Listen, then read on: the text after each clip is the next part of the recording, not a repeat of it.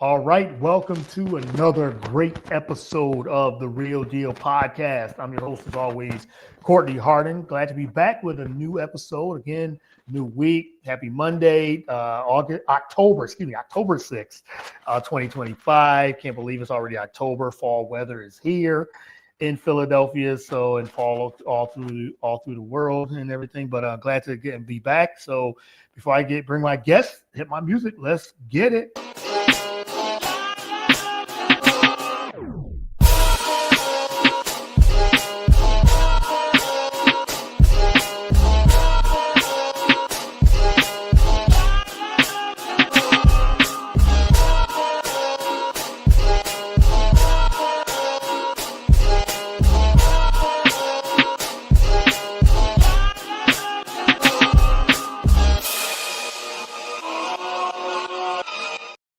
All right. Once again, welcome to another great episode of the Real Deal Podcast. I'm your host, as always, Courtney Harden.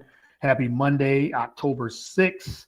You can follow the show on all the podcast platforms, whether it is Apple Podcast, Spotify. We're on BS3 Network, BS3TVLive.com, BS3 Network Roku channel. We're on Spreaker. If you download the podcast, you can find the Real Deal on mostly every podcast on iHeartRadio as well. You can follow me on all the social media platforms, Twitter, whatever it's called these days, Twitter, X, Instagram, Facebook, Blue Sky, which I'm a little active on there, trying to get into that as well, and TikTok. All right, well, let me bring in my guest. I'm so glad to have her on, and we've been chatting for a little bit, trying to set this up, and we finally got the right time and a great time. And she's in the midst of moving too, so this is a really good time. And she talks about she's a broadcaster, podcaster, do a little bit of everything, teaching as well. So, but let me bring her in. Jamie Steyer Johnson, welcome to the show. Thank you, Courtney. So glad to be here. Hey, you said moving, all that fun stuff. I can take like any break that I can get. Like something like this, absolutely. A lot more fun than packing boxes, and made me be really productive during the day because I knew I had this tonight. So I thank you for that. All right. Well, I'm glad to be part of that, is to give you a little break. So it was just perfect timing and everything too. But I'm so glad to get you on. Like I said, you broadcast and podcasting, women's sports, not just basketball, but women's sports in general. And we're going to get into all your career and everything too. So I'm so glad to have you on. So again, I can't thank you enough for accepting the invite as well.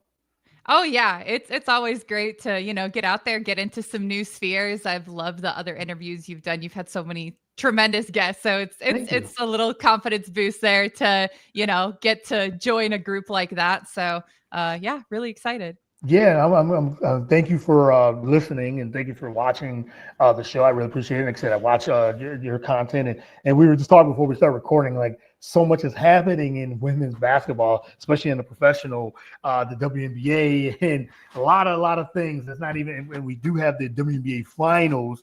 And the sad thing is that's not even the most important thing, which is it's sad in a way too. But we have a great finals. We'll get into all the things that's happening in the W. But I want to talk about you and your career. So my first question I always ask my first time guest: who is Jamie Steyer Johnson, and how did you get into the broadcast and where you are today?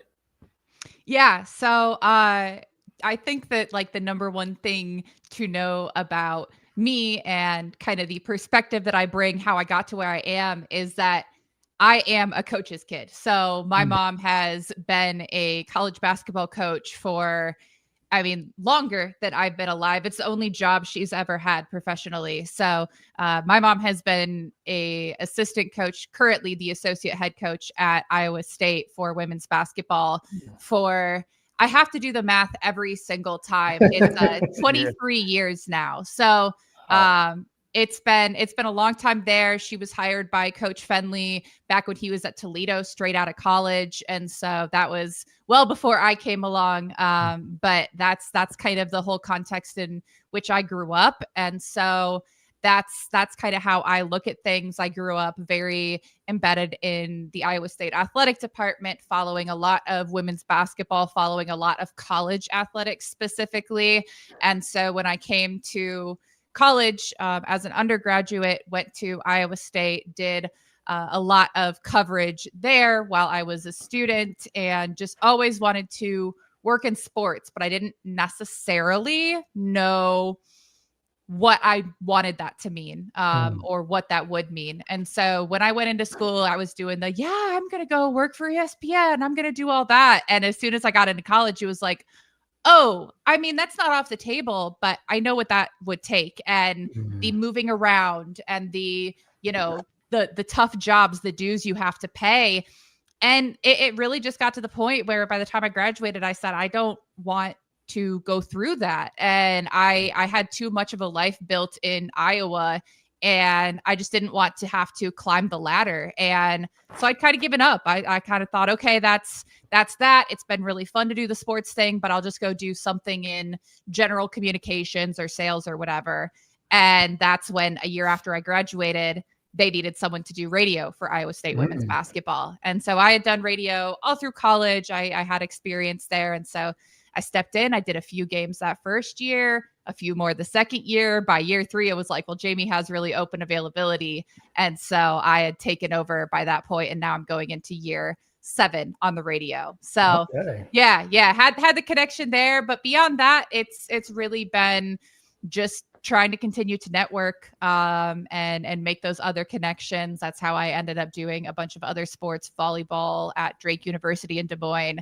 I literally just cold emailed them and said, hey, if you ever need anyone to fill in, please let me know. I'm in the area. I'd love to. They got back to me same day and said, yeah, so actually our season that starts next week, we don't have an analyst at all. So I just stumbled into a full season of volleyball for Drake in that way. And I'm in year 3 now. So it started from a very young age. I had a really great foundation. And then Iowa was such a great state for college sports, for women's athletics, especially. So I've been really fortunate to be able to stay close to home, where I've, decided is home, and actually still do the thing that I love to do, which I didn't think was going to be an option. I love it. I love the trajectory that you have pursued. And like, I love hearing everyone's story, because it's always different how you got into, especially when it comes to broadcasting or media, because this has evolved so much too over the years. And like you said, you got to stay close to home, and you're thinking, hey, this is what I like to do. This is what I love to do. And it's been entrenched in you since the beginning, as you said, from the beginning. How would you say that those life experiences from the beginning has, like you said, have molded you to where you are today? Oh, yeah. I mean, I think that I have a fairly unique perspective as far as being a broadcaster, being an analyst. Like, there's a reason why I specifically call myself an analyst. My duty on the radio and on TV would generally be called either the color commentator or the analyst. And being the kid of a coach, I look at things through a coach's lens a lot of the time, because that's who I learned everything I know about the sport from. And so I look at it through a very truly analytical lens. I love my numbers. I love watching film. I love, having really in-depth notes.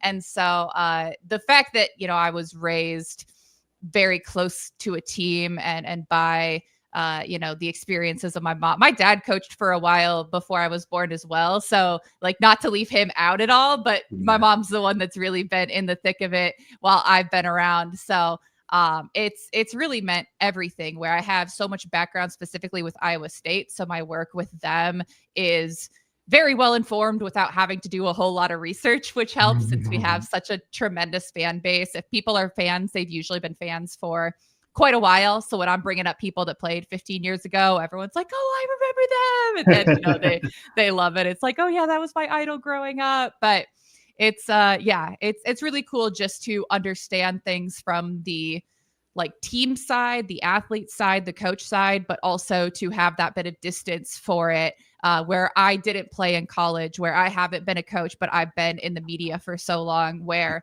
I understand both sides of it. And I feel like that allows me to communicate to a really wide audience effectively. Yeah, absolutely. And then I knew once, I reached out to you, and because I love the analytic side of it too. Like, just as you say, growing up, numbers and statistics and really studying them. And then now the things have changed over the years of how we consume that and how we, present with, because there's so many numbers. And I want to dive a little bit into that, the analytical side of that, of, any of the other sport, but we'll stick with basketball from college or the pro. Since there's so many now different numbers and things, how you can analyze a player or a team and everything too. How has that for you? How has that changed for the good and the bad?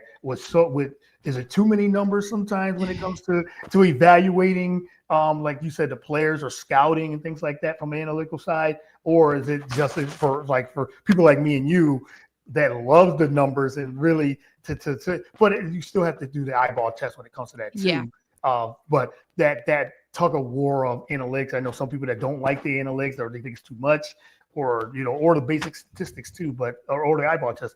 What's your perspective on that for someone that loves to dive into the analytics of sports?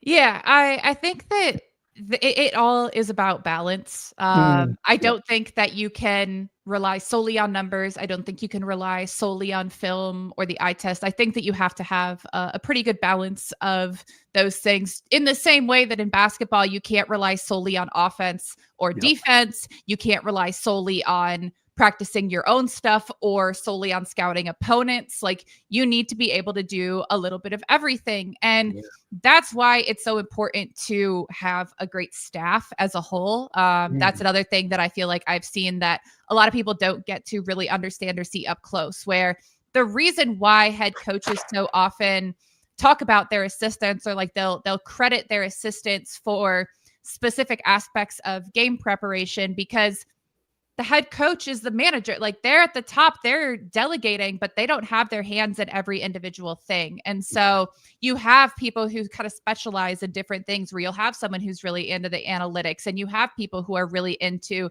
the film and cutting down the film and diagramming the plays, and there's player development. So to me, I think it's great to have so many resources, but you have to understand not even just how to use them, but what they mean. I think there's a lot of people that try to get into the numbers, and there's kind of a barrier for entry because there's so few resources that really explain it well. And that's why the resources that do explain it well are so valuable. Like, I recommend Dean Oliver's books to everyone. Literally everyone I talk to about basketball. One of my greatest successes of the past year is that I tweeted about one of the books and he followed me back. And so, like, I have that in my back pocket. And I just feel so like special for that. But he makes basketball analytics, first of all, interesting through really great anecdotes, but also understandable. Like, he'll go through the whole formula, which is nonsense to me,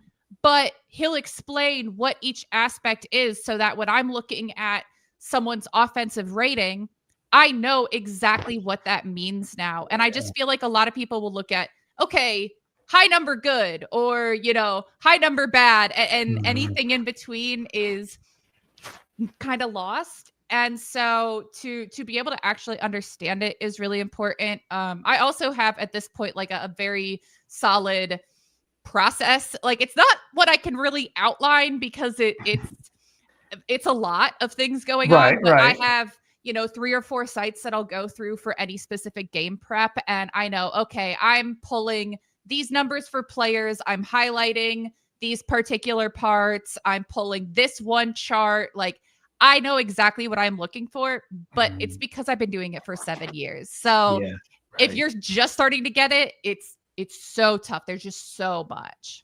Yeah, it can be a lot. But like I said, I think when we're breaking it down, and because like I said, just like you, we do a lot of your that's how your prep. I was going to ask about your prep, but like I said, you're breaking it down. But you've done it for so long, you understand what those mean. And I think a great point you said about when it comes to analytics and things like that, people can look at, you say, player rating, and they're like, okay, yeah, you said, okay, it's a high rating for this individual player, but how did they get there? Like, what's their strengths and weaknesses? What, if we talk about, we'll go to basketball, what's their sweet spot on the court? How do they fare against this type of defense? How do they fare against this type of defense? Or and things like that. So yeah, we could see how, oh, this person's good. We could go in and you could go to a game and say and talk about who's the best player, but it's those nuances, those small intricate nuances that makes them good, and how to use those numbers and everything too, and their strengths and weaknesses too. So yeah, I love how you broke that down.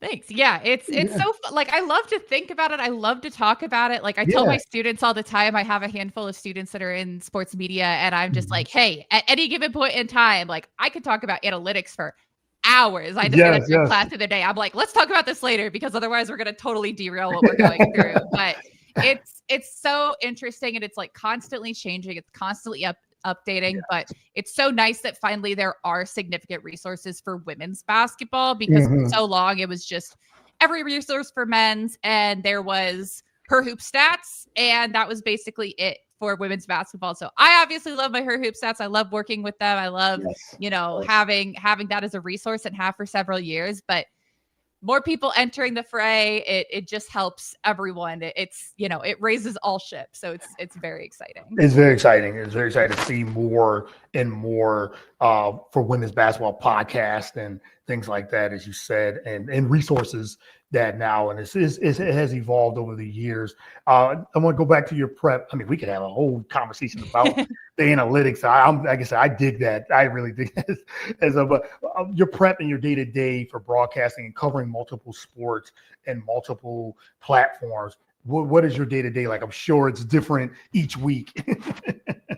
Yeah, it very much is. So last year was interesting because that was by far the busiest year I've ever had as a broadcaster, where I did not just the entire college basketball season for Iowa State on the radio, but I had picked up both Drake volleyball for the second year. And then they also needed someone to come in for men's and women's soccer at Drake. Yeah. And so that started in August, and I think the most consecutive days I had off was 5 or 6 until April. And that was a lot.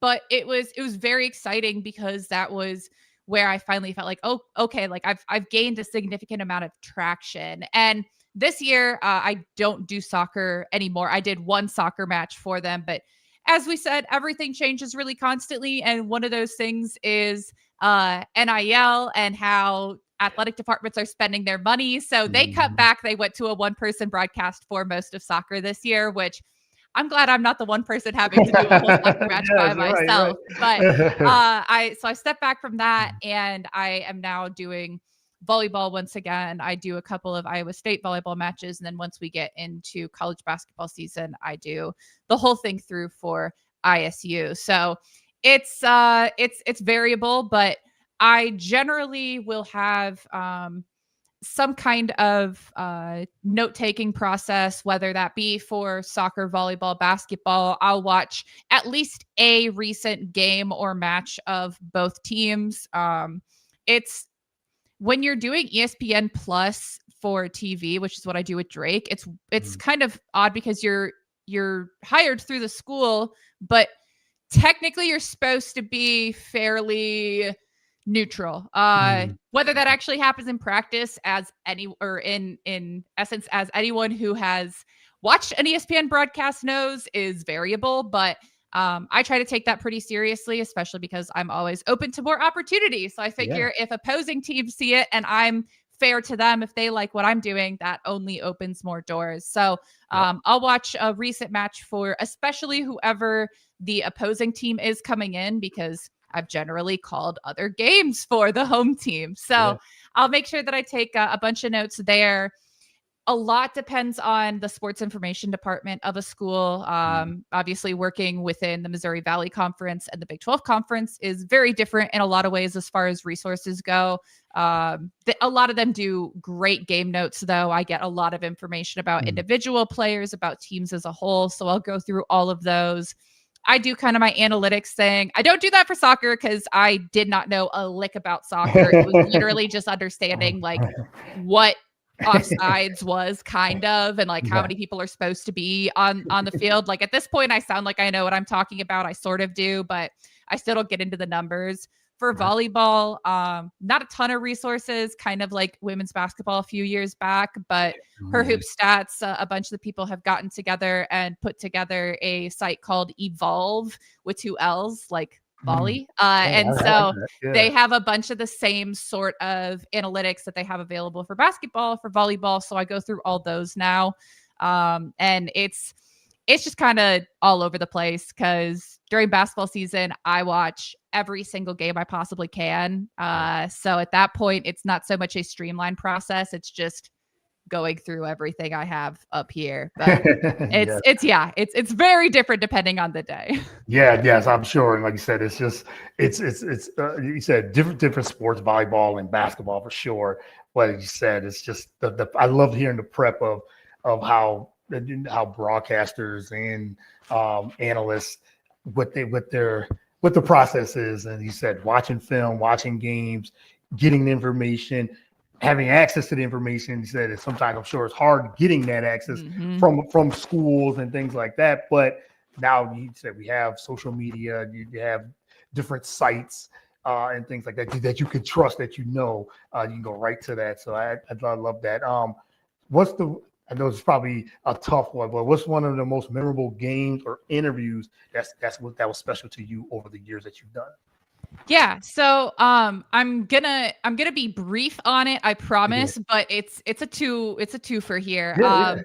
So my very first year calling women's basketball for Iowa State, I was on the schedule for the senior night game. And so this was the 2019-2020 season. The team was solid, not, best of the best, not near the bottom. They had put together a resume that would pretty well get them into the NCAA tournament, but they were still probably a bubble team. So coming into senior night, it was number 4 ranked Baylor coming into Ames. I figured, okay, at the very least, I can try to send these seniors out on a high note. I can kind of, pay my respects to them, this group that I know really well, because I was in school at the same time as pretty much all of them.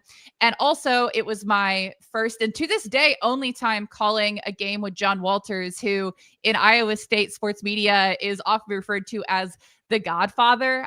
He's been around forever. He is a legend. He's unbelievable. I worked with him a ton when I was in college, but not on broadcast. I was like behind the scenes and he was doing the broadcasting. So I figured, man, what a cool opportunity to get to call a game with John, and it's senior night, and whatever happens in the game is what it is, but we'll just have a good call. Well, we go out. Coach Fenley is not unique in that he starts his seniors, but fairly unique in that he also tries to keep them in until the first media timeout. And that year, we had a very interesting group of seniors, had 2 of like the smallest players we've probably ever had in the program who don't shoot the 3, which is like un-Iowa State as could possibly be. And the starting center was also out due to injury. So you're going up again. This was in the Kalani Brown and Lauren Cox years at Baylor. So you're kind of in a tough spot there. Long story short, they win the game. It's back and forth the whole time. There's a player that made her, I believe, only career 3 as a Cyclone as part of like a last second push to seal it. And it was unbelievable. And that ended up being the last game of the season, because when we got to Kansas City for the Big 12 tournament, it was canceled due to COVID. So it was really hard, obviously, to have the season end suddenly like that. But if you're going to end on any note, that's a heck of a high note to end on. And that was, I think, the first instance of me bawling on air. I was sobbing. I just couldn't believe it. And I loved the group that was there. And so that was really special. And then a few years ago, Iowa State won the final Big 12 tournament that occurred simultaneously with the women's and men's side. And so in 2023, it was the last time that the women's tournament was held at Municipal Auditorium, which Iowa State, there's so many great memories there. The Cyclone fans travel amazingly.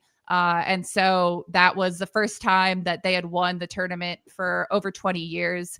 And it was surreal. And so I got to call that one, and it was really, really special. That those seem like very special moments of your career. You said senior night, and not even just that. They said they won. They beat ranked Baylor, fourth ranked Baylor at that time too. And then then you said the Big 12 it starts, and it's like, oh, COVID here ends everything. I mean, this Mhm. ends all, just in general, global pandemic, not just sports, but just everything just ended. That's wow. Yeah, that had to have been like a high, and then but you said to end it on that type of note, to win, like they said on senior night, had to have been very special for sure. Yeah, it's really cool. And the fact that like the also underlying thread of all of these is that I've done all of Yeah. this alongside my mom, who's like my best friend, Yes. is Yes. crazy. It's so cool. Like That is cool. we're roommates when we travel on the road. So it's See, I never could have anticipated it working out like this, but it's been unbelievable. Emily, yes, and they said with your mother, and then doing that, and sure with family, somebody said someone special in your life. That's I'm sure is tremendous as well. All right, let's get into the podcast. As you said, you contribute to the 1012 podcast Mhm. for in the network as well, and everything too. So talk about that. We'll start from there. Talk about how that all came about. Yeah, so actually, right along with that, the 10-12 kind of came Yeah. about as a result of that senior night game. It was Okay. everything shut down. And so the 10-12, it was at that time just the podcast, not the network. I never. They Yeah. were trying to just get episodes on anything that had happened kind of at the end of the sports season before everything shut down. And they were like, well, we could all kind of reminisce. We could all kind of talk about some of this stuff that happened in the Big 12. And so Philip Slavin over at the 10-12 invited me to come on and just talk about that senior night game. And it was super fun. We had a great time. And a couple months later, he was shifting the format of the show, where previously it had just been him interviewing people, talking Big 12 sports. And he decided, all right, I need something a little bit more consistent. I can't be trying to find people every single week. So he decided to bring on a pair of co-hosts, and he had a bunch of people that he kind of had on as contributors before that he had interviewed, and had a short list of people to bring on. And he had myself and Andy Mitz, who is a Kansas Jayhawk, reporter as well as fan. And so we both had come on and just had a great time, had a great trial episode. And from there, that was just kind of what we did. The three of us would jump on every week and talk all things Big 12 sports. I definitely got the opportunity to really emphasize the women's sports side of things, talk volleyball, talk basketball. Now, since with all my other commitments going on, and the fact that I don't really follow football much, I am not on during the fall season. But as soon as basketball season comes around, which is like imminent, I'll be Eminem, back right? in the regular rotation Yeah, there. almost immediate now, right? Yeah. At this point. Yeah.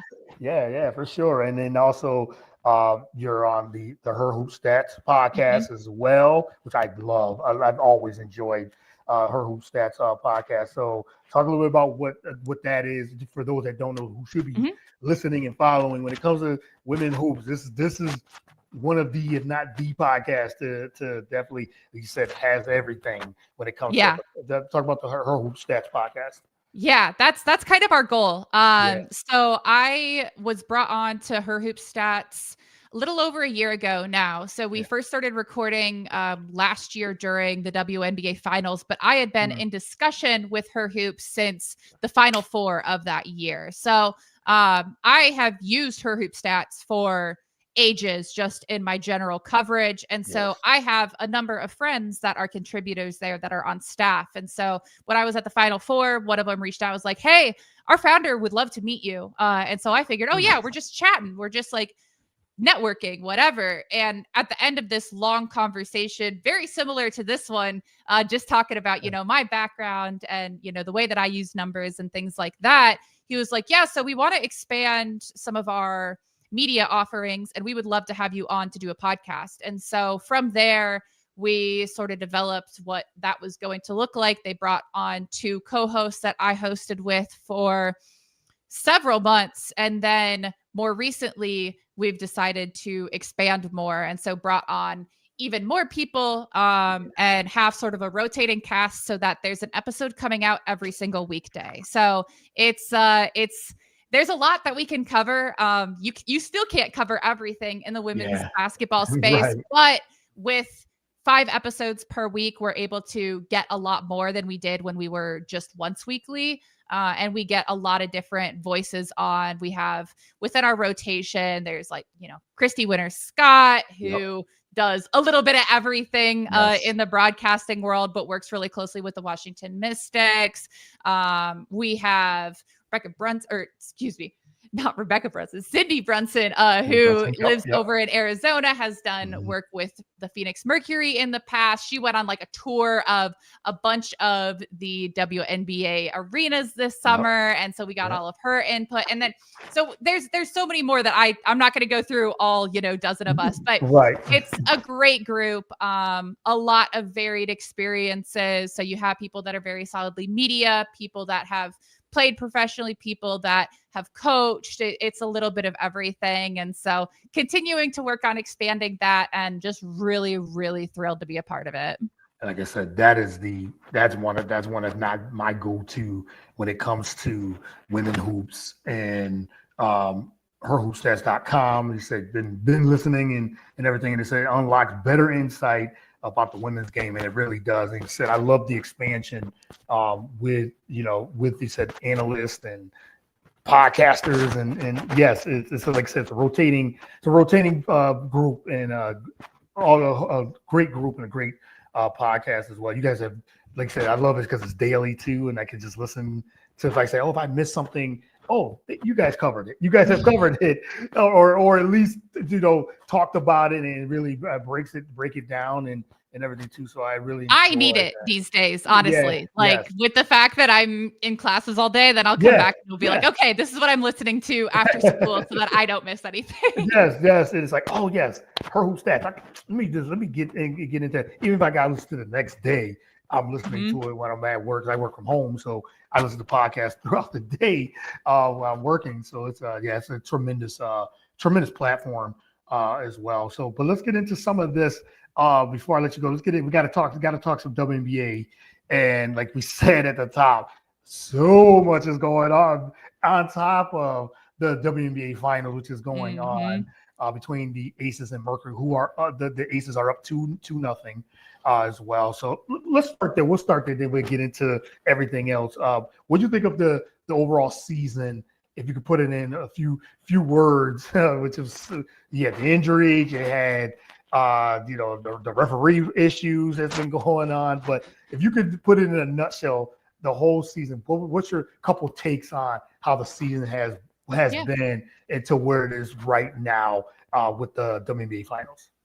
I think the headline is the parity. Coming into the season, there was so much made of the returners for New York, for Minnesota, for Las Vegas. And then there was a lot less noise made about some of the moves that Phoenix made, that Atlanta made. Yes. And ultimately, I think that there was this kind of expectation of some teams being fairly dominant and then just a mess after that. And the reality was that in the regular season, as far as standings go, Minnesota pulled away pretty significantly. But beyond that, it was one of, if not the most competitive seasons we've seen in the history of the WNBA. And so it was really exciting just to see a lot of those perceptions go out the window, to see in a year where over half of the head coaches were replaced, so many people kind of found their footing and were able to put together immediately cohesive, impactful squads.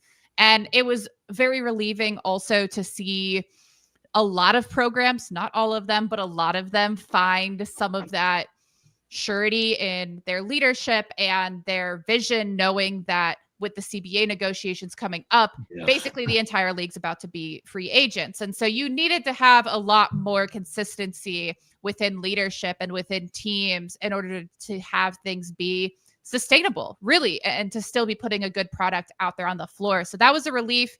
After that, I would say it was just jam-packed. I expressed a lot of concerns leading into the season about adding additional games into the same time span.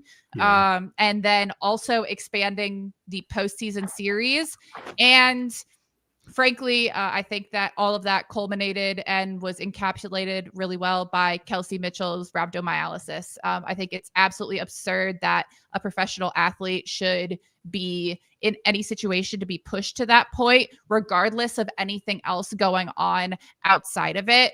As a professional athlete, to suffer from rhabdomyolysis says that there's something wrong with the situation you're being put in. And so I think that has to be a massive emphasis in negotiations. I'm sure it will be, but I do think that it's disappointing to have something like that happen in a time where everything's just so exciting and fun in the league. Yeah, it's very exciting and fun. And that leads to, and I agree 100% everything you said about the parity and how competitive it was. And even with all the significant injuries that we've seen throughout the year, throughout the season, to a lot of different, from the all-star caliber players to all the other players, there was just so much. And you're right, we'll get into the referee thing in a minute, but it was just, the way it was, how competitive it was until now. It said we weren't even talking about, you said the moves that Phoenix made, the moves that Atlanta made. And these were perennial teams, top tier teams that, made noise in the playoffs. I mean, you got Phoenix who are in the finals right now. It was tremendous. But again, the injuries too, that could be contributed to the long season. Mm-hmm. There was back-to-backs that, they weren't, the league wasn't used to that yet. And they have to, if they're going to continue down this path, they got to get more games. If there's going to be more games, you got to have, not so many back-to-backs either. So yeah, they got to get used to that as well. But it's been a tremendous year. And I mean, look at the Indiana Fever, how many injuries they had. I mean, they had a whole team. Half their team was on injured reserve. So, and they still were overtime away from making it to the finals. So, so that there's so much resilience with a lot of different teams as well. But I want to get into a little bit of, let's talk about the finals. What's your take so far of the Aces? They're back in the finals, and A'ja Wilson's just still showing she's the best player in the league, I think, by far. She's the number one, the number one player. But what do you think of what the Aces have done, starting slow, and where they are, what they're doing right now, up 2-0 against Phoenix? Yeah, I'm really impressed with the way that they started out the finals, for sure. The way that they came back in game one and then just completely dominated game two. Frankly, I said on the Hurry Hoop Stats podcast last week that I thought that there was a significant chance that Vegas having to go from game 5 to the finals and Phoenix having that little bit of an extended break could be the difference maker in this final series. Yeah. And that has not been the case thus far.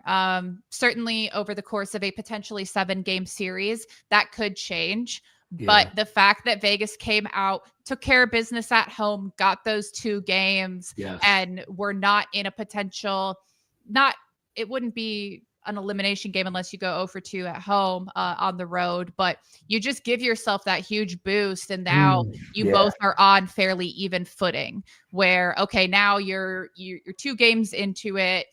At any given point in time, you're going to have about the same amount of rest. Like, obviously things compound from the previous series, but not nearly as much. So I'm blown away. The fact that A'ja does what A'ja does. That's obviously completely oversimplifying it. But at this point, if you don't know what she's capable of, you just haven't been watching. The big separator has been Jackie Young's consistency and then getting that bench production. Dana Evans, unbelievable. And just playing out of her mind. I said it on Twitter yesterday. It's the postseason run I envisioned for Natisha Heidemann, but I wish they could have done it against each other in the finals. However, I love the vibes. Dana Evans just works so hard, keeps her head down. That's kind of the way that Vegas is on the whole. So they've been incredible. I'd be shocked if Phoenix doesn't have another huge push in them here while they're at home. Yeah. Maybe over-adjusted a little bit in game 2. That's something that Nikias Duncan got into a lot over on Twitter. Some of the post-game stuff, some of the questions he asked Nate Tibbetts. It just was very like up and down from one to the other. I think they can equalize a little bit at home, but at this point, when you go up 2-1 or 2-0, definitely Vegas has the upper hand. Yeah, Vegas definitely has the upper hand, and I love the point where you said Jackie Young, just the consistency of seeing her hitting those big shots, and just going out there because she's such a good player. And he said Asia do Asia things. There was no question that she was gonna do her thing. But it also shows too, for me, the experience that the Aces have too in this series. And I was talking about this with someone, and I think we were just going over it, the matchup, and I said, experience does help, and they've been there, they've won, and with Becky Hammond at the helm, she just knows how to do in-game adjustments and things like that. And they didn't panic in game 1. They figured it out, and they're like, hey, we're in this for the long haul, so we're gonna we've been there before. So I think that plays a big, huge role of why they're up 2-0, and they said now they have that cushion, a little bit of cushion heading into Phoenix. And I'm with you too about Phoenix adjusting, and I would be shocked if they don't get at least one of these next couple.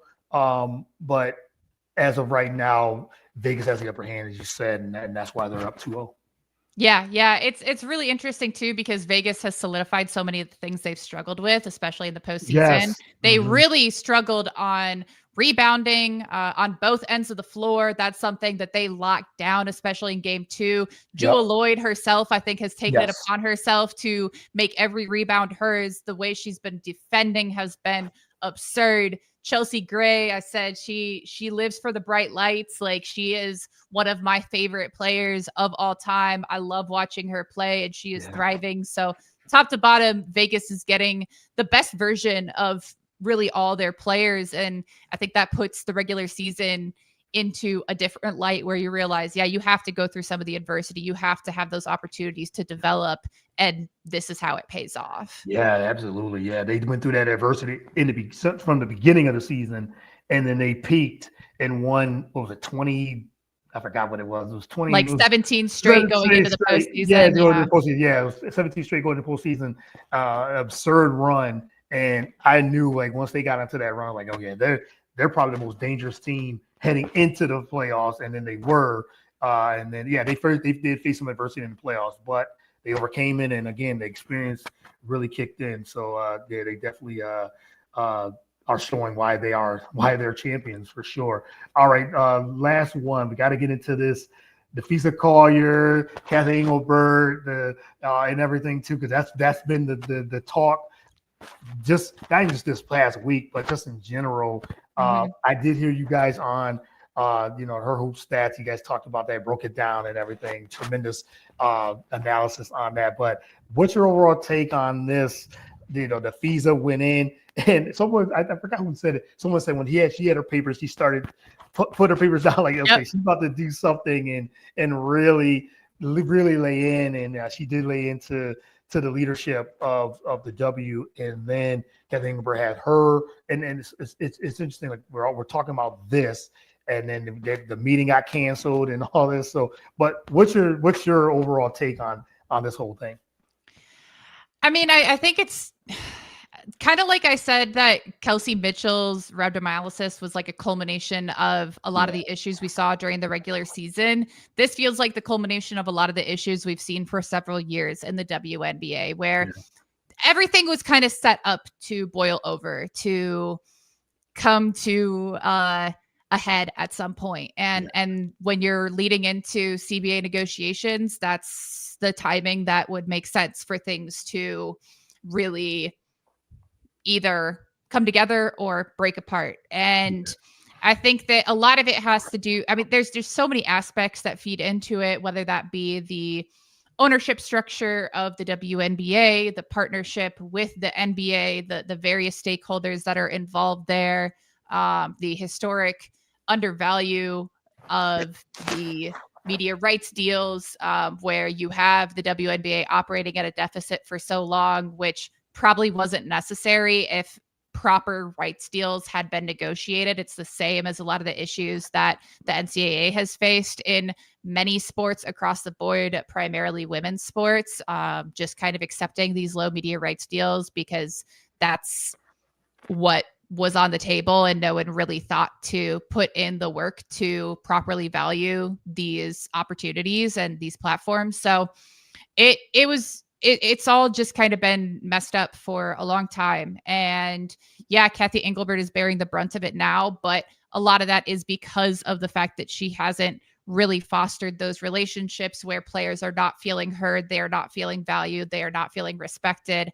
I think that when you have someone like Elena Delle Donne who doesn't say anything, like she just kind of sits there, minds her business, like, and she's coming out and saying, yeah, I don't know if Kathy even knows I retired because I never heard a thing from her. Like, that's absurd. Yeah. When you have that kind of player, that kind of legend, when she, it took a while for her to officially announce that she was retiring. When she did, like, that needs to be, that shouldn't even be on the commissioner. Like, you should have a person who says, hey, these are the people you need to reach out to today, or even type up the letter, sign it, send it on for her. Like, that do a tweet, something. It's egregious to neglect that aspect of your role as commissioner to that degree. And that's without even getting into all of the other alleged statements, where I say alleged, but I think that if anything that Nafisa said was inaccurate, it probably would have been specifically called out, as opposed to talking about some vague inaccuracies. If something she said was inaccurate, by all means, please tell us what's inaccurate. And part of that was Kathy was trying not to go directly at Fee. You notice that she specifically said there's a lot of inaccuracies in the reporting. Well, people are reporting exactly what Fee said. Fee is reporting exactly what you said. So what you're saying is Fee said something that's not true. And based on some of the other information coming out of other people who Fee had talked to directly after these meetings, the indications are that Fee was accurate and that she has stayed true to these words dating back to February. So I think that obviously, as you know, reports have said, poisoned the relationship. And I think that it was Kathy was kind of trying to dance around calling Fee a liar, but ultimately, when someone's quoting you and you say it's inaccurate, that's what you're saying. So I don't see a scenario in which the WNBA season starts in 2026 and Kathy Engelbert is the commissioner, just to be really blunt. I think it's too far past that. I don't think the players are on board with what she has to say. I think she also is kind of being scapegoated for a lot of the historical issues that the WNBA has had. Those things can go hand in hand, but I don't know that you can really have a change in leadership at this point in the negotiations, and knowing that the CBA expires at the end of the month. But at the same time, it's almost like, how do you not? It's a disaster, frankly. Like, I can't think of anything worse. And I loved your breakdown. And I agree everything you said. And me and my wife was talking about this because being just fans of the league, we were just saying about how when Nafisa Collier she don't say much either. She usually is another one that just handles her business on the court, businesswoman, mother, all those things. And she, and again, one of the top players in the league. And when she has a press conference saying, you know, I need to address this. And she even said it herself in her statement, like, I've been quiet for too long. Now I need to say the statement and everything too. And I believe that a lot of the things she said, most of the things she said, has to be true. I don't see anything. I know some people are saying she's using names like she's using Caitlin Clark and weaponizing it, and her name and Angel Reese weaponizing it. But I really don't think so either. I think if Kathy Engelbert said what she said, that it's probably accurate. Is what Fee talked about and everything too. So yeah, Kathy Engelbert did, as you said in her press conference, she said didn't call her a liar, didn't call Fee a liar, but kind of danced around it. You're saying if it's inaccurate, that means you're calling her a liar.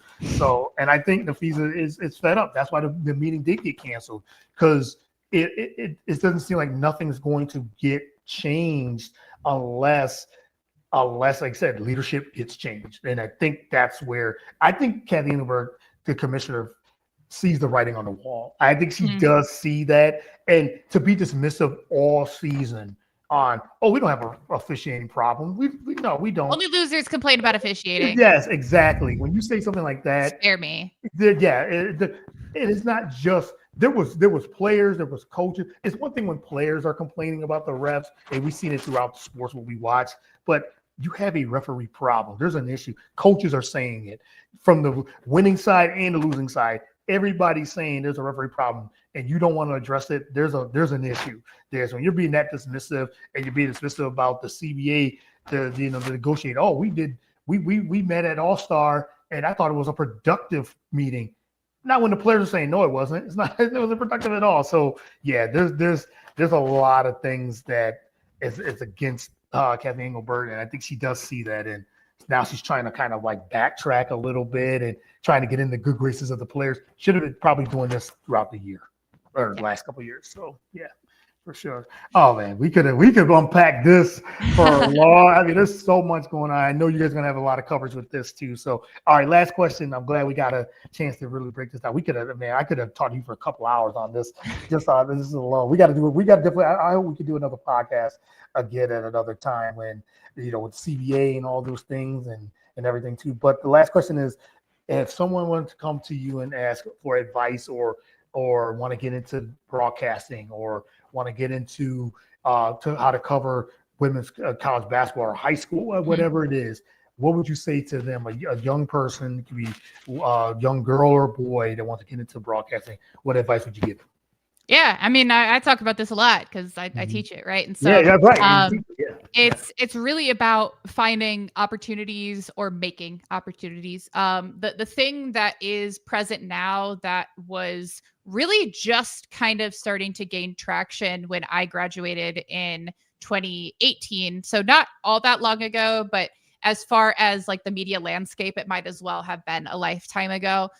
You can make your own opportunities. You can really do something with it. So as great as it is to be able to, intern with a radio station or TV or a team, like if you can do that, absolutely do that. Get the professional experience. But at the end of the day, those are extremely competitive. And so if you can't find those professional opportunities, then you have to be putting content together. You have to be making something. And so whether that be writing a blog or putting out a podcast or, whatever that might be, figure out what it is you want to pursue and hone your skills, put stuff out there. You'll get feedback from people who pay attention. If you do well, you will gain traction. It at least gives evidence that you have the skills that you're trying to get employed for. And so there's this tremendous opportunity to build things up for yourself or join in with some of these independent media outlets. And there's really just no excuse to not be producing something, to be putting together a portfolio and to do so with ethics and as an actual journalist, as opposed to just like, the fans or the people on social media that just say things to get attention. If you actually approach it seriously, that will show. Yeah, for sure. And great advice. And yes, so thank you, Jamie. This has been a pleasure. I've really enjoyed this conversation and this episode. I really, really did. And I can't thank you enough for taking the time out of your busy schedule, because I know that what you said, college basketball starts right around the corner.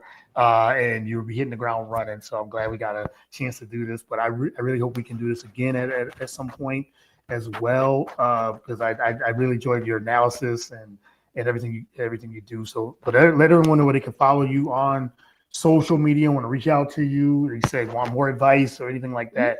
Let them know what you got coming up within this next season, which you kind of talked about already. Yep. Absolutely. You can find me on pretty much any social media platform at JSteyz, JSTEYZ. I spend the most time on Twitter, X, whatever. But I can be found other places as well. Instagram a little bit, but as far as sports goes, probably Twitter. I have a little bit more volleyball coverage coming up for Drake University. I'll have a weekly stint on the Her Hoop Stats podcast as usual, going through all of basketball season. And then during college basketball season, I'll be calling all of Iowa State women's basketball games on the radio, which can also be found on streaming. So that's always kind of fun if you want to tune in from a distance. Yeah, absolutely. Again, I can't thank you enough, Jamie. I really, like I said, I really enjoyed this conversation, and thank you again. Best of luck at this upcoming season and the rest of the W season. And so much is happening in women's sports in general, and it continues just keeps rising and elevating as well. And you're a big voice of that. Be a big part of it as well. So I really appreciate the time, and thanks again. And I hope we can do this again. Yeah, absolutely. When I'm not like in the middle of moving. Yeah, right, yes. And when I actually have like my backdrop and everything up in my yes, office. yeah, looking forward to it. Yeah, look forward to it. Best of luck with the move too as well. And again, I can't thank you enough. Thank you again, and enjoy the rest of the week and the basketball upcoming as well. So really appreciate you. Yeah, thank you. All right, thank you.